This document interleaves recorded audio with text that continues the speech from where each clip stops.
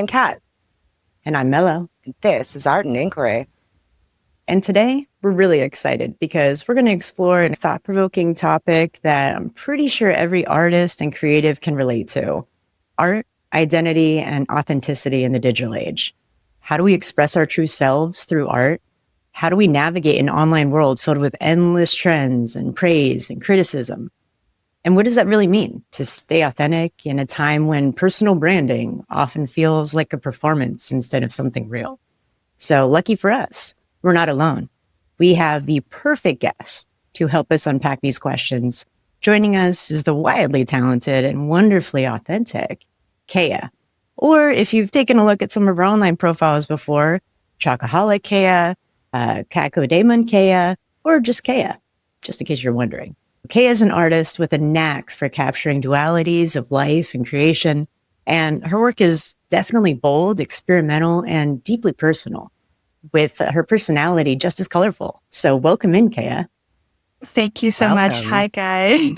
Hi. Absolutely. So excited for this. Like, we've literally been waiting. I'm going to break one of our cardinal rules here. So we don't No, Kat, already we just started the episode. I know. But I'm literally just started it. I'm going to break your cardinal rule, and I'm going to ask you a very simple, basic question, because I don't think the answer that you give will be basic, which is, who are you? And what do you do? Oh, well, I mean, at the core of everything, I think I am just like creativity, I suppose.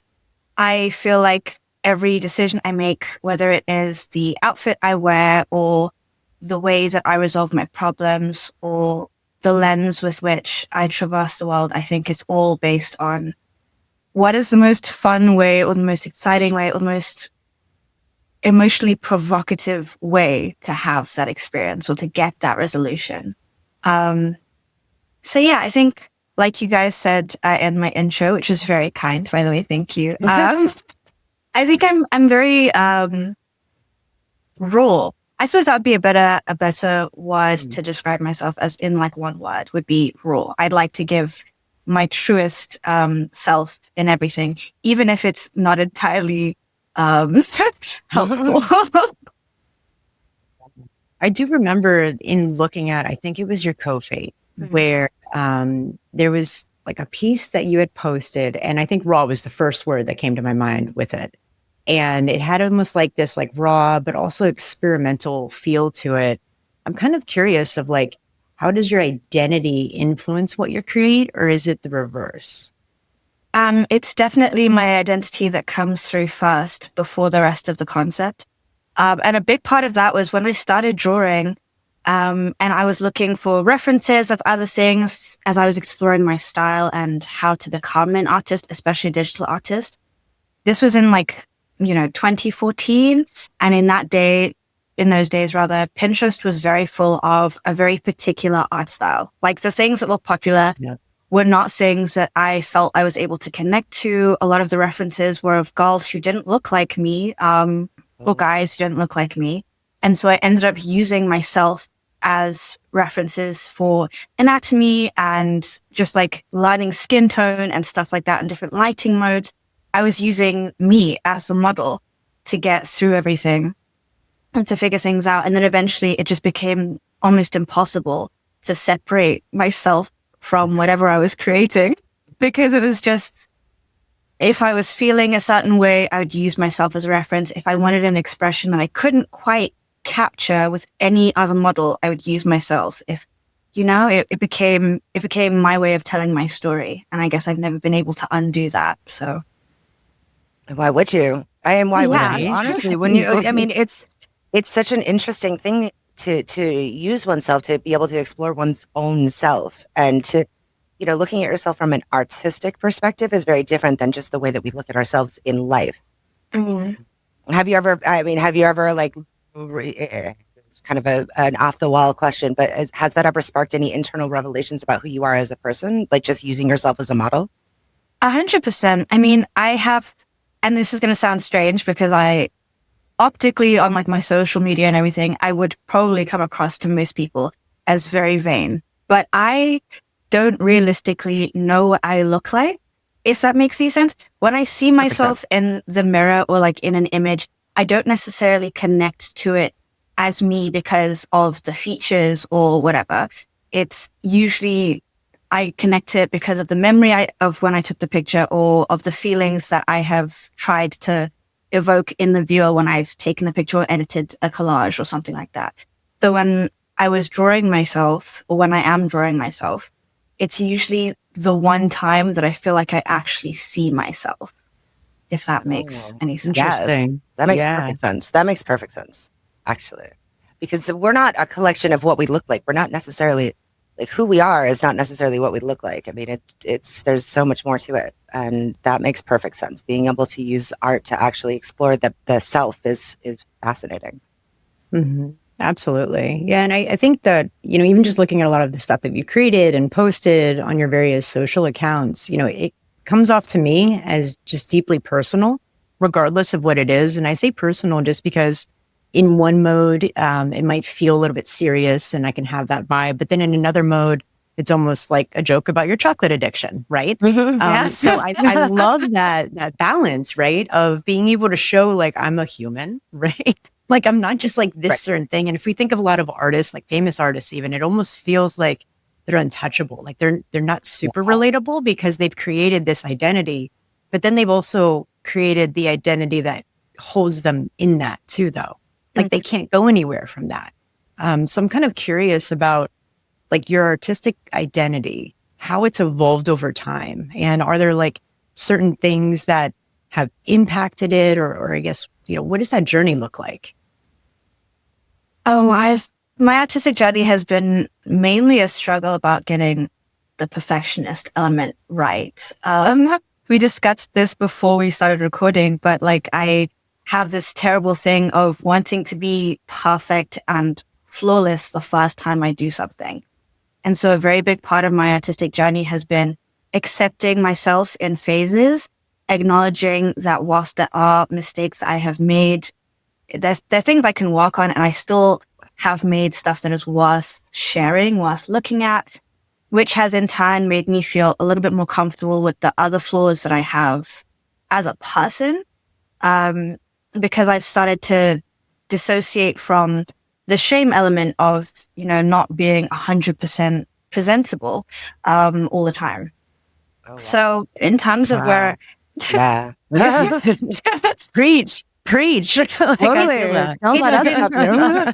Art has literally, when I say art saved my life, it really has. It's been my biggest therapist, my best friend in every phase of my life. So my creative journey is probably going to evolve with me forever. I think I'm very lucky in that because of the way that I started, I don't think I'll ever be able to be stagnant for very long. Because I've kind of always used my art as a mirror of wherever I am at the moment. It's beautiful. I love that. That a lot of what you just said resonated very deeply with me in a way that sort of struck me to my core. So I just want to thank you for having said those things, because thank you for identifying. Yeah, no, I do. It resonated deeply, and it makes me think of just the whole concept of art as identity. The whole concept of like, because it's interesting because you speak about rawness and you also speak about perfection. That dichotomy is very interesting to me. Does that's something that comes up for you a lot? Like, it's a terrible wrestling match in my mind all the time, because on the one hand, to be flawed is to be human. That is what it means to be a mortal. The only people who can be untouchable and perfect all the time are gods, and those aren't real. So even though that is how I would like my work to be, I want my work to be everlasting, selfishly, of course. But I don't think that it's possible for me to really connect with someone if they don't see everything. If I'm hiding something from them, it almost feels like I'm lying to the viewer. So I have to be comfortable with there being ugliness in my work. I think that's been like a really huge thing for me. Is I love pretty things, I love colorful things, I love shiny things, as you could see from my necklace and stuff. But there's something really beautiful and powerful about ugliness and imperfection. And I've been trying to wrestle that into my pieces more. I've been trying to wrestle that into the way that I communicate with others and the way that I kind of engage with my community. So. Well, that actually leads into being so vulnerable and open. One of the things that I've thought about a lot with relationship to you is the concept of like critique and comments in the comment section and things of that nature. How does that dichotomy feel to you when it comes to like your audience and your community and how people relate and react? I mean, I think I'm quite lucky, apart from also being a very small artist. So I don't really get a lot of eyes on my work to begin with. But the people who do engage with me, because of the way that I have presented myself, I'm very, upfront about what I stand for, what I'm passionate about. So the people who kind of flock to me are like-minded, who share interest in my interests, who admire my work, who, admire my values in a similar fashion. So when they see my stuff, they tend to like it because they get it. They get me. If you like me, you're going to like what I make probably. And not out of a blind loyalty, but out of the fact that it is a reflection of myself. So I think I've been very fortunate in that everyone who has commented or bought my art or, gone out of their way to engage with it, they've felt at home there, I think. So. Well, it's almost as if authenticity breeds an authentic response, in an actual community. That's the thing. Interesting. Yeah. I know that's a big fear, right? That's a big fear is when you're like, I know that feeling when you're posting something and it's almost like anxiety, like a tightness in your chest, or when you see that there's a new comment, right? And you go to click into it to see what it says. It's like, oh my goodness. And it could be absolutely something that's fantastic and you connected with them and that's great. But there's something inside the back of at least my head that I always go to the negative. I don't know why. So I'm kind of curious of like how you overcome that and feeling okay with putting yourself out there. And if you've ever received any like criticism or feedback that wasn't necessarily positive, how did you kind of overcome that? I think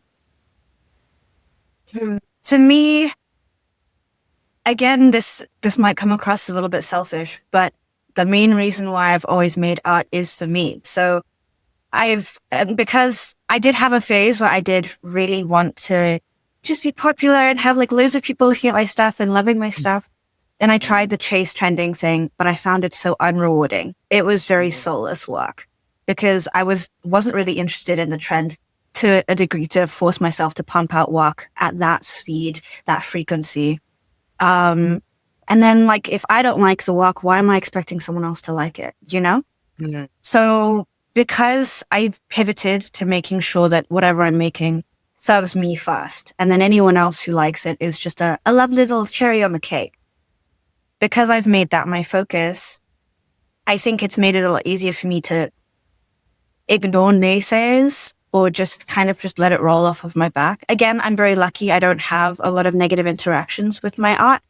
But if I were to have someone who didn't like it, I guess I would be like, okay, fair enough.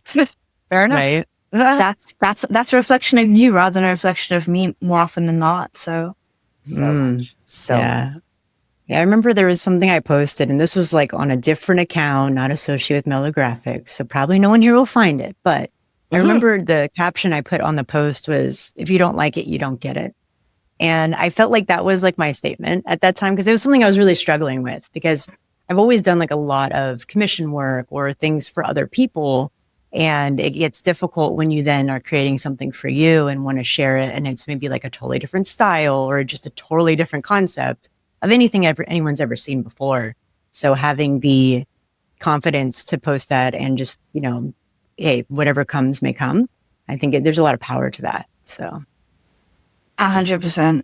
I've always put a lot of effort and work in the behind the scenes of kind of making sure that I was able to support myself regardless of other people's opinions of me, because that was something that I learned from my mother. My mom is she's also very like a strong, independent, my opinion is my opinion and you can disagree with me, but that doesn't make me wrong kind of woman. And so is my aunt, actually. So growing up in an environment like that definitely helped me to also kind of grow up standing my ground and being like, you know what, it's okay if you don't like me. I like me. What now? And that kind of happens to me. That's right. Kind of has to be it. That's so true. Like, really, what now? Like, what is it? What do your opinions even have? Like, there's the Paul is always Paul Charles, you know, drag queen from the U.S. Yes. He's always Yeah. saying, other people's opinions are none of my business, which I love because it's such an 100%. interesting way of like saying that. Do you know what I mean? Like, it's like, oh yeah, sure, it's unbothered, but it's also like it's also all about you, not me. Yeah, Yeah. literally, because at the end of the day, it's the account is in my name. Literally, Facts, yeah. Very true. facts, 100% facts.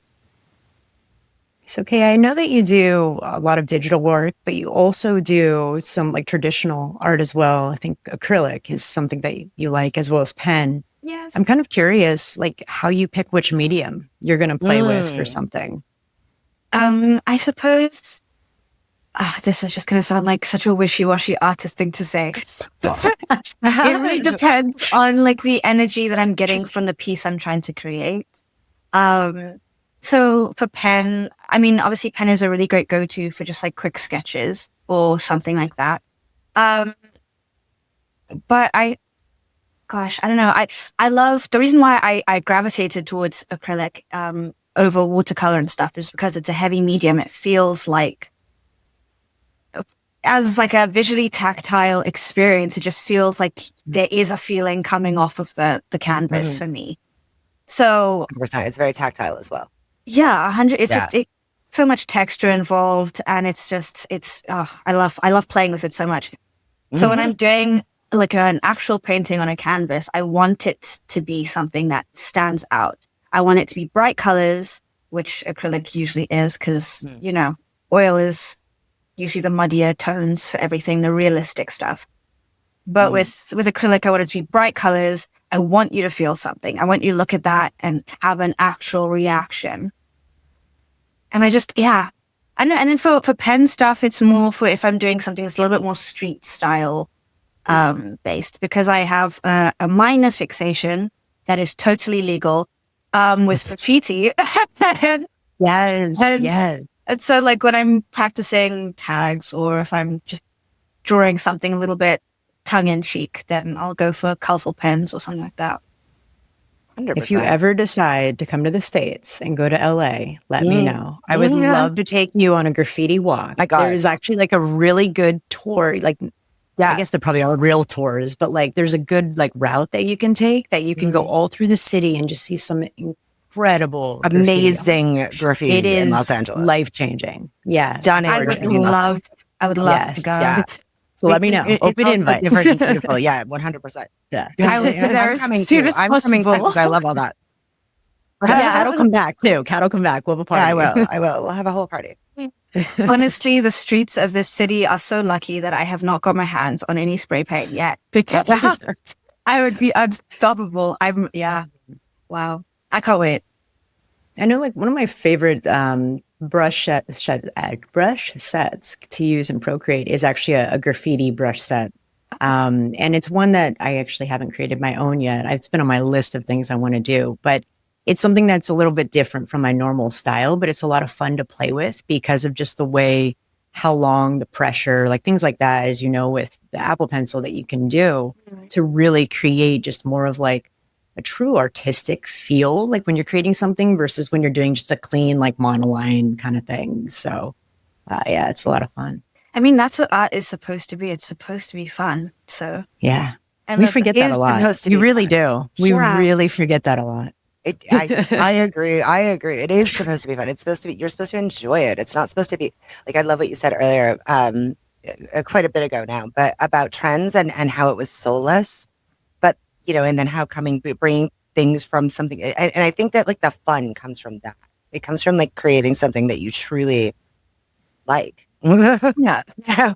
Or experimenting with something or like trying a new medium or anything else. Getting to the point of being authentic like this, that must have been like, and we talked a little bit about it being a process, but that must have been a process. Is there anything that you can share about that process that might help someone who's struggling with it? At the end of the day, it's, I guess if you want to build up to that, it's going to take bravery. And finding the bravery within yourself is a journey that only you can really take. Because obviously everyone has such different experiences. And it really helps to have a supportive network of people around you. I've always had people in my life who have loved my art and who have loved my voice and loved me because I use it. So having people around you who are equally as supportive about you speaking your truth and you presenting yourself as you are, that's going to be a huge, huge help. If you have people around you who you've kept with you for appearances or for access or convenience, even if it helps you get a few thousand followers now, I promise you down the line, you're going to regret it, because the moment you start to feel comfortable and you're ready to actually break out into yourself, they're going to look at you funny and be like, where is this coming from? I feel like I don't know you, all that kind of drama. Save it. Find people who love you, love yourself, and then the rest will come. Yeah. I love that. That is amazing. It's very powerful. Because I think people get really bogged down in that thing, like followers and like reactions. And I know we've talked about this a little bit, but I kind of want to dive into this a little bit, like your philosophy regarding that, because this is like the digital age. You have to this is the way we get our work out there. You know what I mean? And the balance of that is very, the balance between like doing what you love, which for me, looking at your stuff, that comes across so clearly as being so authentic, so essentially you, so not contrived. And yeah, no, it's amazing to me. It's beautiful to me, because you see so many artists that are just, even if they are authentic, they're still posting in a way that is more like proscribed, but you don't. Right? And yet we still have to use this medium in order to get our work out there. Mm-hmm. You know what I mean? Like, I don't know. Do you have any thoughts on that, or is that something interesting to discuss? How do you strike a balance? Yeah, right? like how do you strike a balance exactly. between posting things out there to get your things out there, mm-hmm. but then not posting just to post, like making it still you. Exactly. You've got to learn to pace yourself. And I think a lot of people are very obsessed with that end goal, the end goal of like 1 million followers or like 100,000 likes or any of those sort of big milestones that will affirm to them somewhere that they are an artist, that their work is valid because it is so, viewed and loved. But those aren't the things that make you a real creator. Those are just added bonuses. And your time will come. Eventually, it may come today, tomorrow. The things that make someone viral are usually random.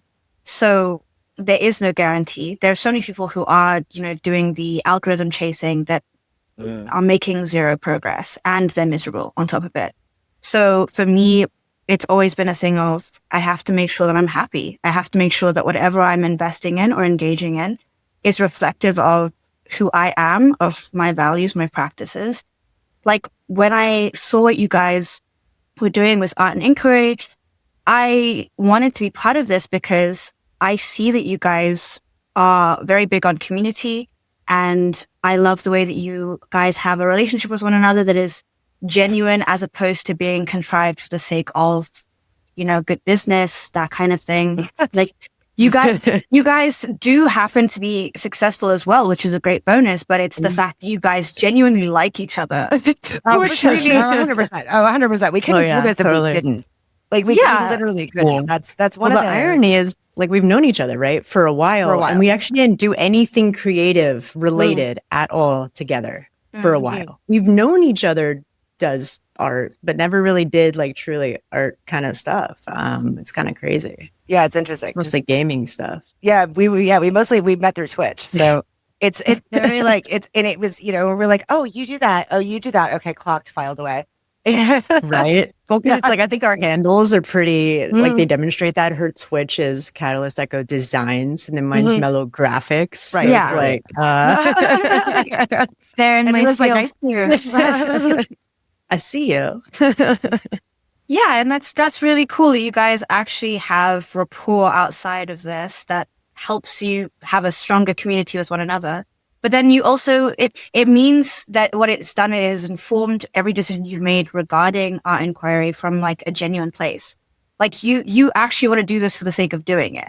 100%. Which stuff like that matters to me. I don't want to submit my work or be involved in something that, again, is soulless or numbers chasing, because that's not, I also don't think that that's a very solid base, because if you build your platform and the people you're following on that kind of attitude and behavior, the second you fall behind, the second you slip, and you start posting for like a day out of schedule or a week out of schedule, for example, because something's happened to you, your whole community will crumble, because it was never really there for you.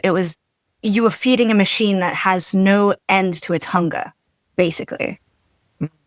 Whereas if you're building a community of people that love you and are invested in your journey and are invested in your work, and you are like giving and taking mutually, then they'll support you if you fall. Or if you need, a little extra love, they'll be there to give it to you. If they need a little extra love, you'll be there to give it to them. You're growing at a rate that is healthy, that is probably not going to give you burnout as often. It makes more sense to me. So yeah. Well, I love thank you for saying that. That's amazing. It's not about us today, but thank you for saying that. I love that.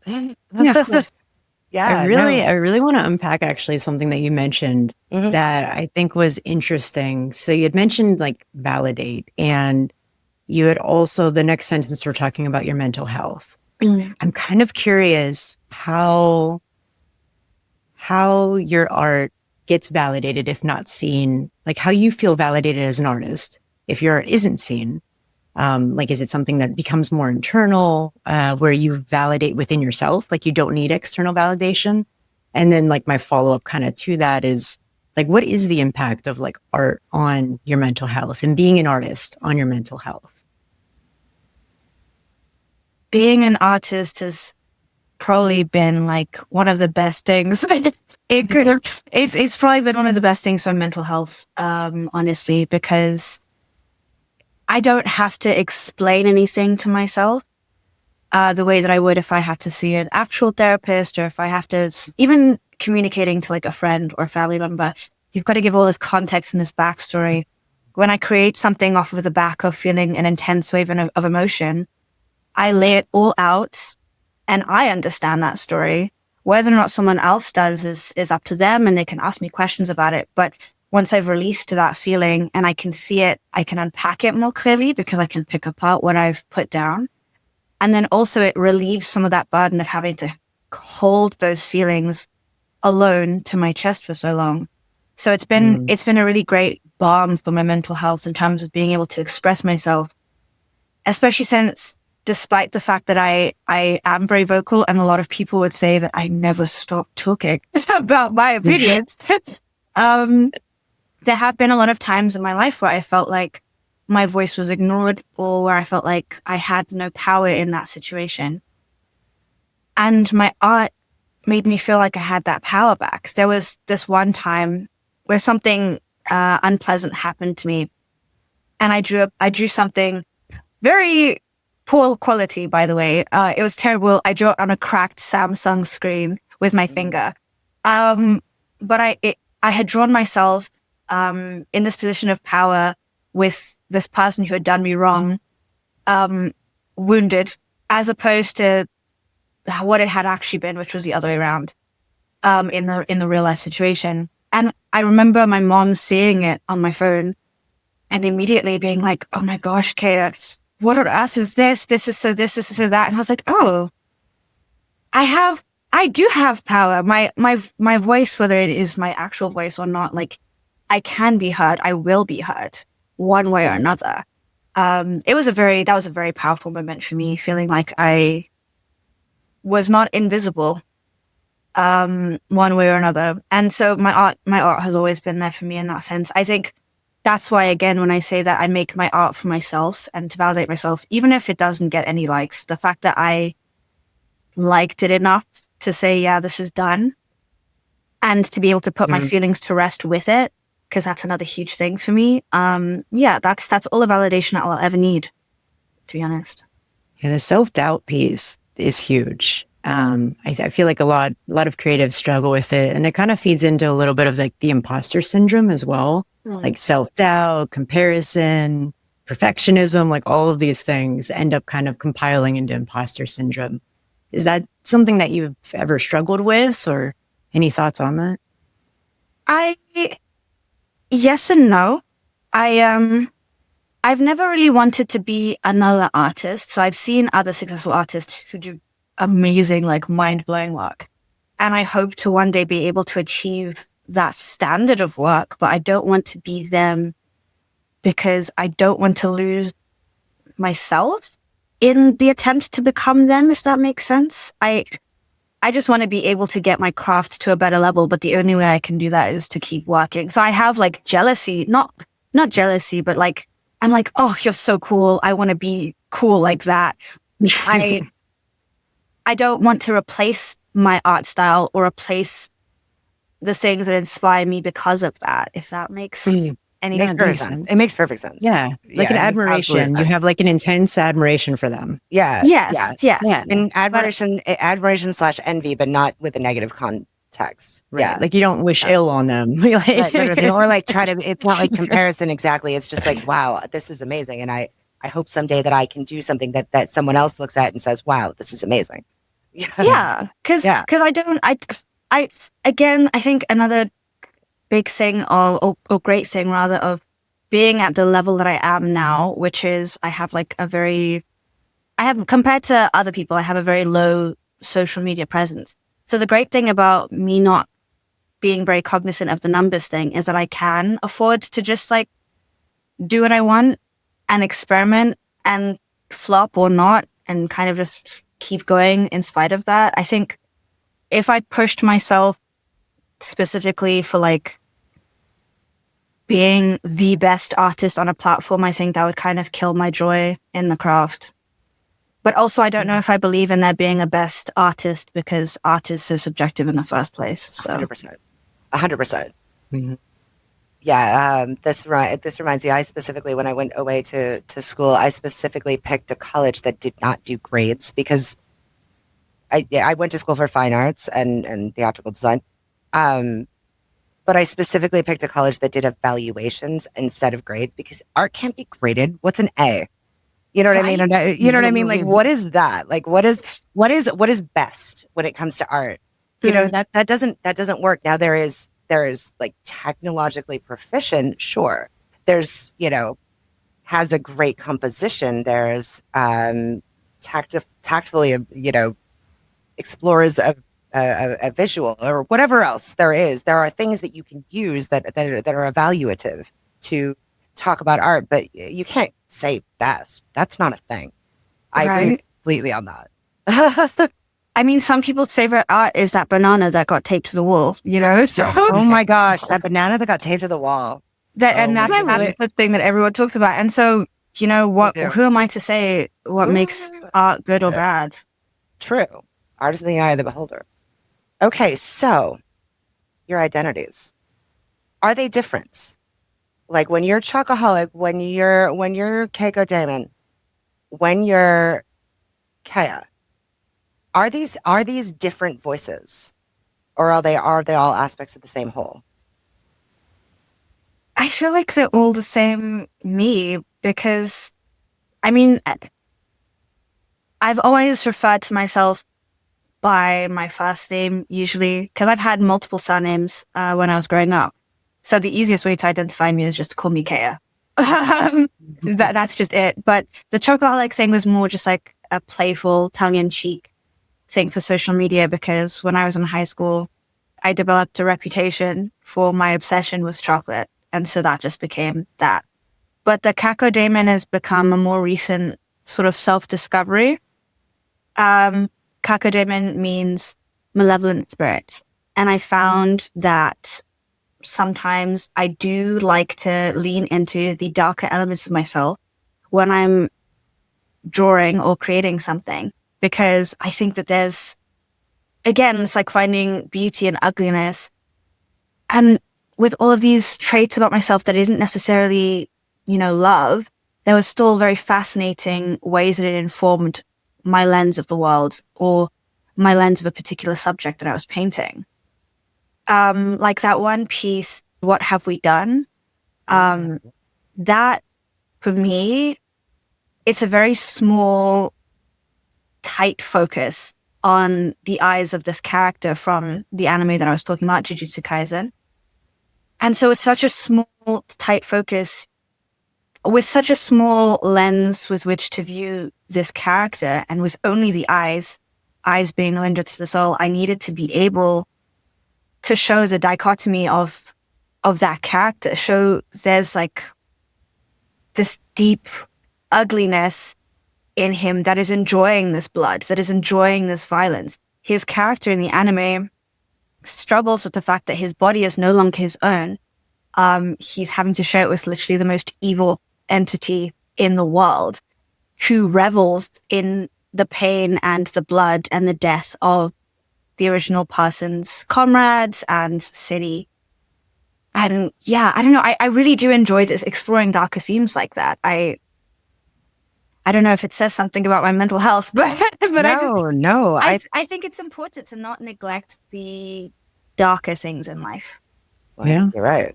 I think you're 100%. I love this way you can. Yeah, this piece is stunning. It's like, let's just make that very clear. Like, let's make this very clear. Yeah, like, this is not objective. This is not subjective. It's just objectively stunning. Yeah. But I think what's interesting, even with like the darker side, the word darker, like just darker, the concept, you can't have it without having the light as the contrast, right? So you basically have to have the duality, the coexistence of like light and shadow, good, bad, life, creation, that kind of thing. Yeah. So I find that really fascinating, about how you can kind of like dabble and this side has that. But yeah, that's striking.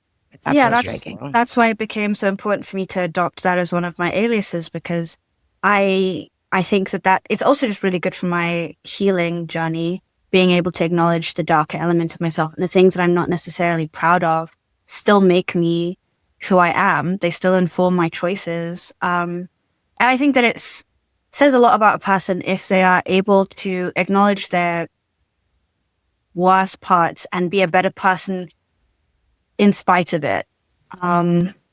So yeah, I don't know. I hope that informs my artwork as well. Well, and I think it's a valuable lesson for just humanity as a whole, like not just artists, but humanity as a whole, that it's okay to have darkness and it's okay to work within that. And as long as the truth of it is what's informing you and it's authentic and it's real and you know, you spoke a little bit about moving past it and learning from it. And learning is vital and key. But yeah, so since we have Broken Hearts on the work, let's talk about it a little bit. We have 3 pieces that we have in here. This one, I really want to talk about this one right here. This is stunning, because we were just talking about the darkness within. This, I feel, also talks about the darkness without.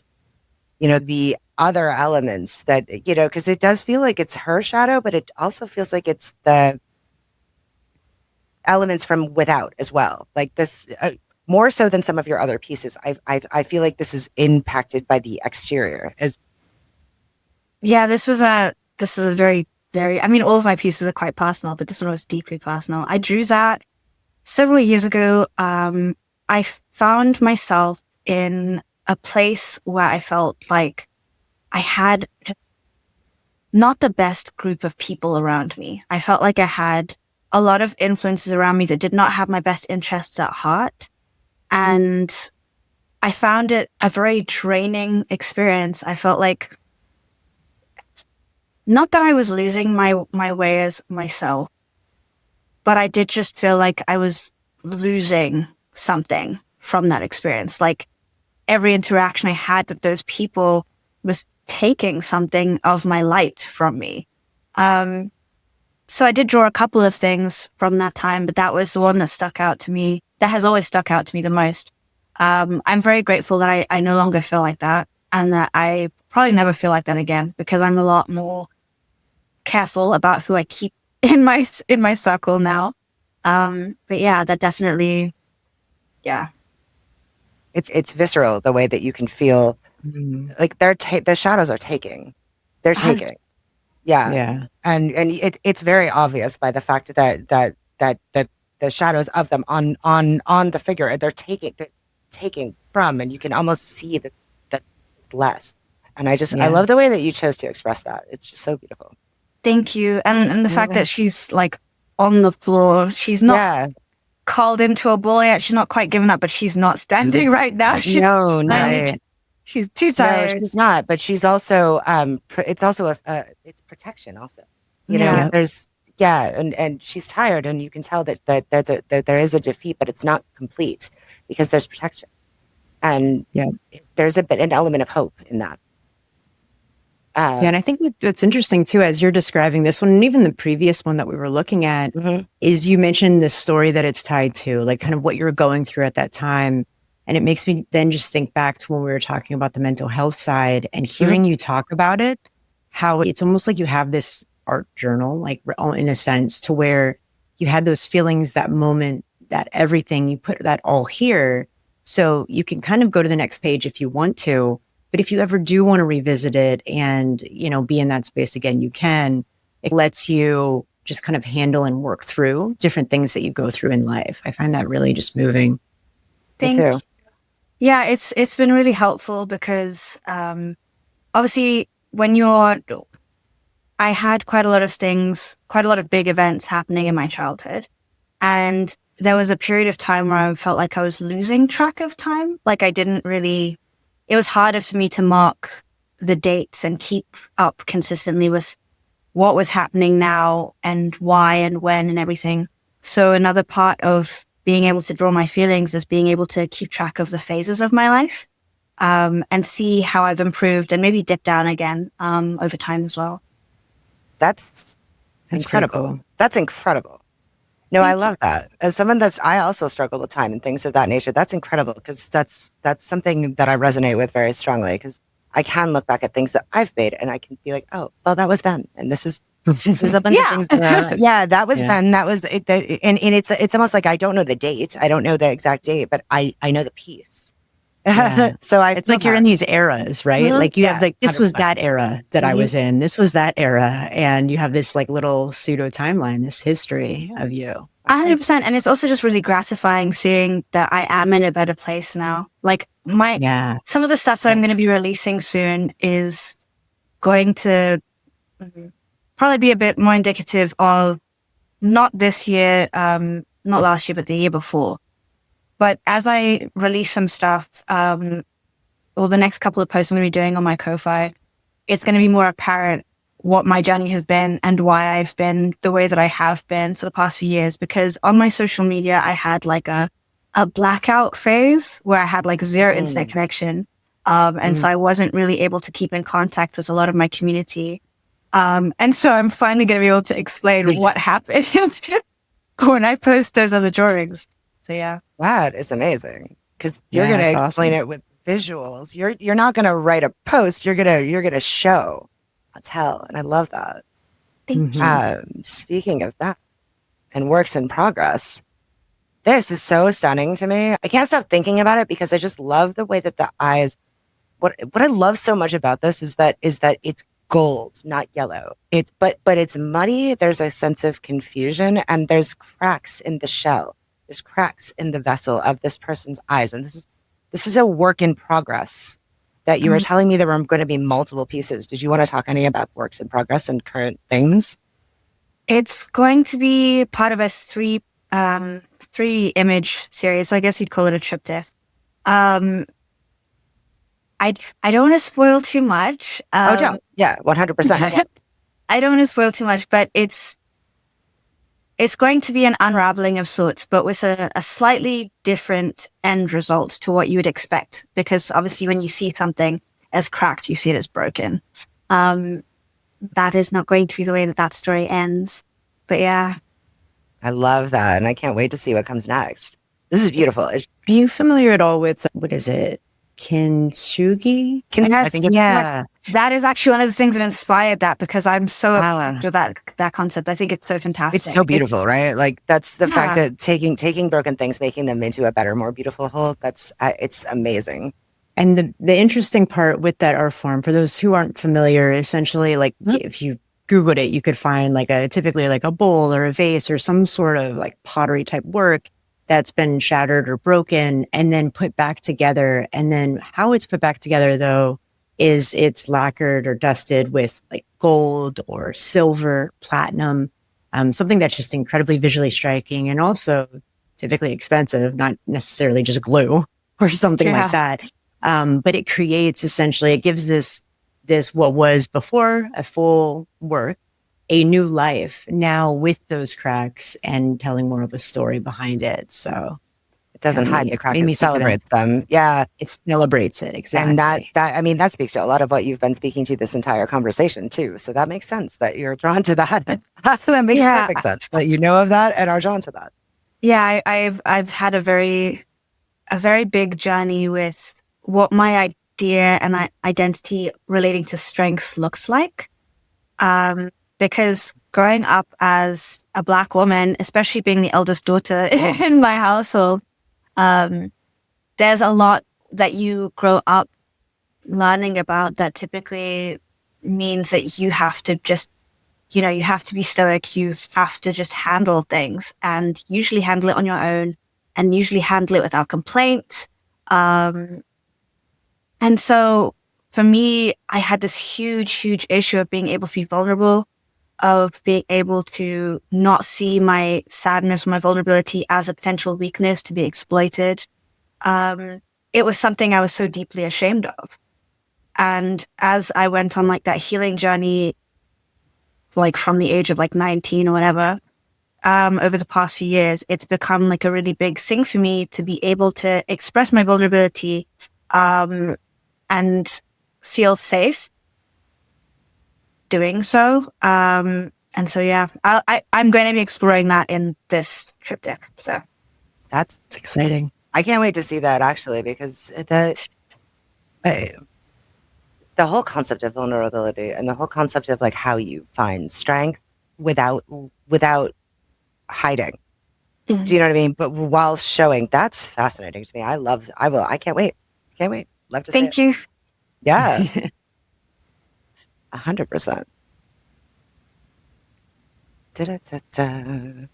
I love the voice, the singing. Sing to us. Sing to us. Let's not. Oh no, let's not. My angel of music. Oh no, let's not. The Phantom of the Opera. Yeah, absolutely. Mm-hmm. Yes, I do hide in a cave somewhere. No. The truth comes out. With a rose. Yeah, literally. Yes. I live in the void. Fine. The void that everyone screams in. That's where I live. Must get busy. It's right? Truly. It's very like quiet and by myself, except not lately. Yeah, not in this climate. No, not at all.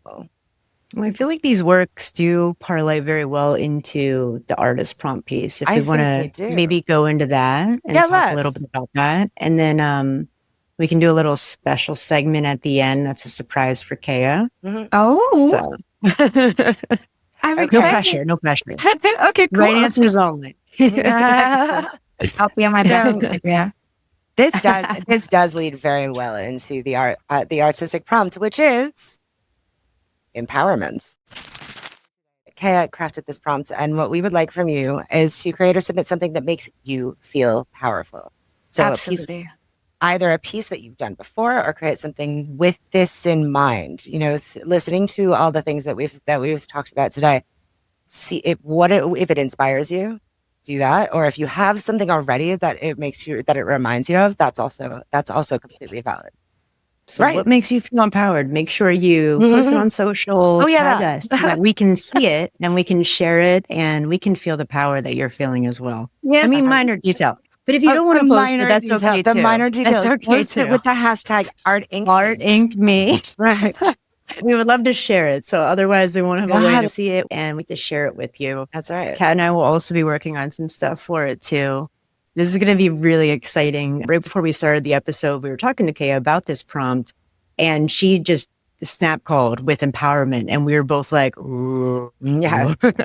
So very cool prompt. I'm so excited to see what you create. And remember, there's no limits to this. This is you. So if you want to be digital, if you want to go traditional, art should be fun. Yes, art should be fun. Have fun 100%. With it. What's empowerment to you? Mm-hmm. What makes you feel empowered? A picture of yourself feeling empowered.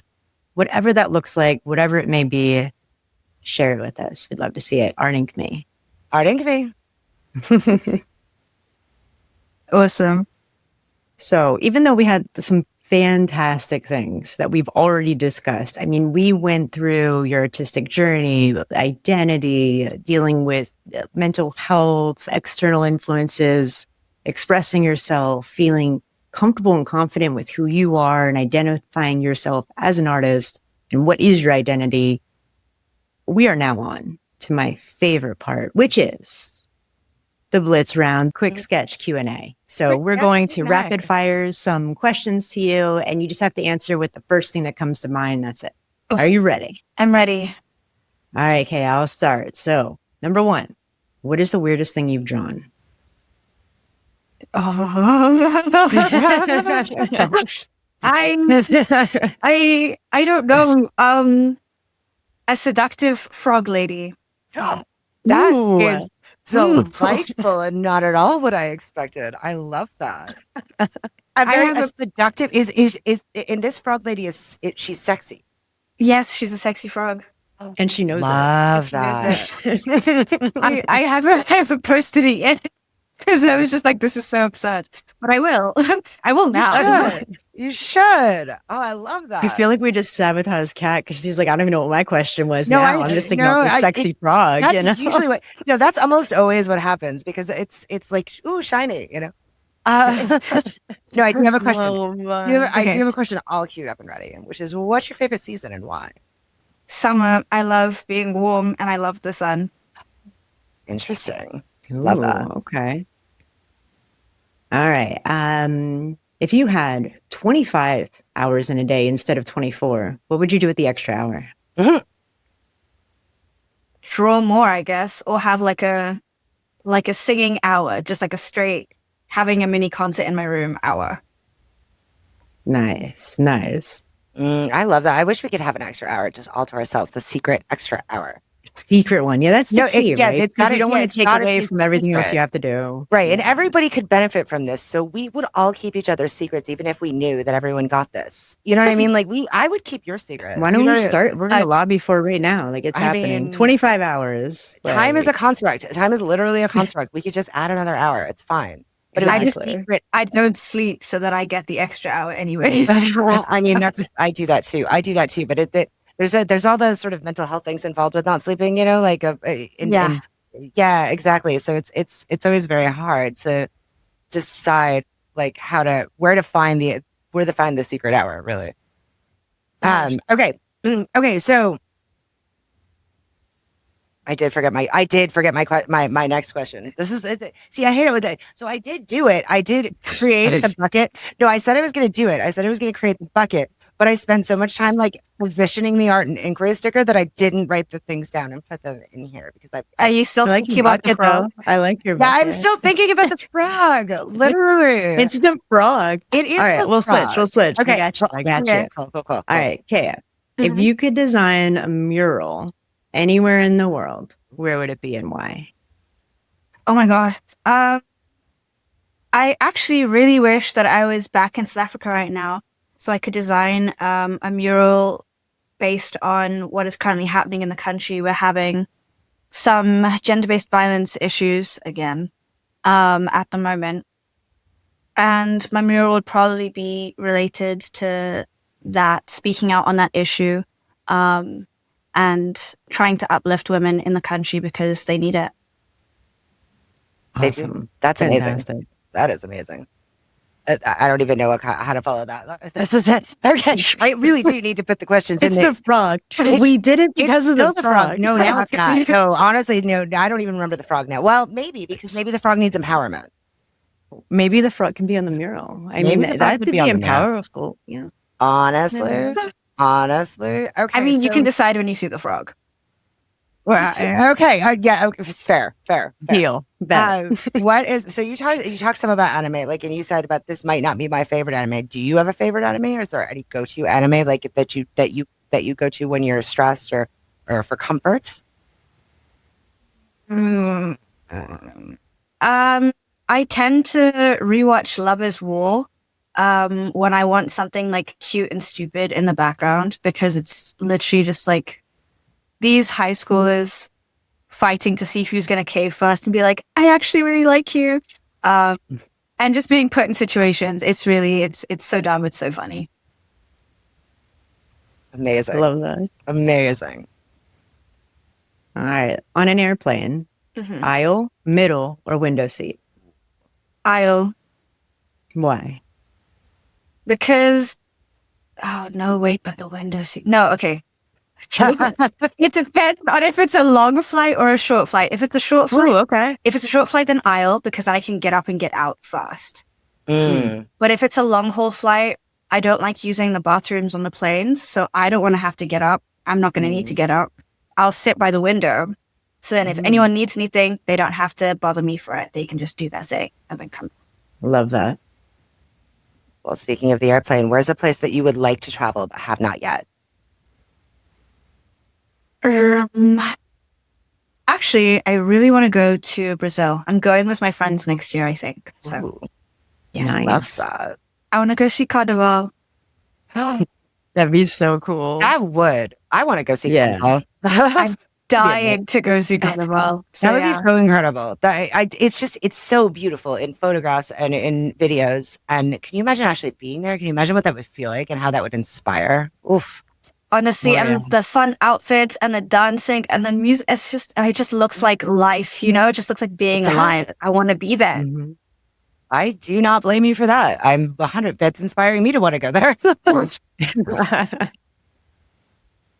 right. My last question for you is, when you're creating, do you have a go-to playlist or track that you listen to, or do you like dead silence? Neither. I'm really bad with playlists. I literally, and this is like, all my friends hate this. If I'm listening to music, I pick one song and then I just shuffle. And if I don't like the song I'm listening to, I just shuffle to the next one. And so, so if I'm listening to music, I'm gonna do that, and I'll just stay on whatever mood I'm feeling. Otherwise, I will put on a movie. So. Oh, nice. See, I do that too. I do that. Okay, that's interesting because I do that too. First of all, I do that shuffle thing. And sometimes a song that I love in one moment, I can't do right now. So so nobody can really predict. So I very much resonate with that. But I love to like watch something like a show or a movie, something that usually it's something that I've seen before, because it can't be anything that might grab my attention. Exactly. It's like, I usually go for like a trashy horror flick. Yeah, like it's your emotional support trashy horror flick. Exactly. There you go. I like that. Yeah, 100%. Okay, so what is your emotional support trashy horror flick? Oh, I really liked the Halloween movies, the Scream movies, although I haven't seen the latest ones. What else do I really like? Paranormal Activity movies. I love those. They're terrible movies, objectively trash, but they are so much fun to watch. 100%. So much fun to watch. And the Blair Witch Project as well. I love the Blair Witch Project. No, I love it because it's such a very, like, I don't know. It's just, there's something to that. There's something there. It's not, I think it's good. I think it's amazing. I think it's good. Yeah. I don't think it's trashy at all. I think it's good. And I know that people don't, but I do. So it's fine.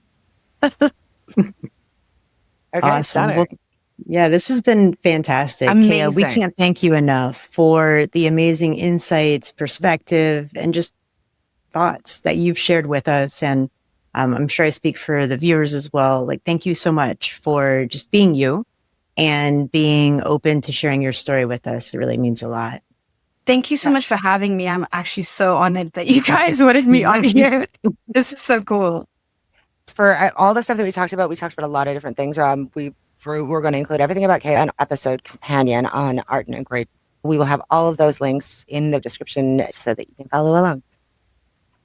And with that, I'm MELO. And I'm Cat. And this is Art Inquiry.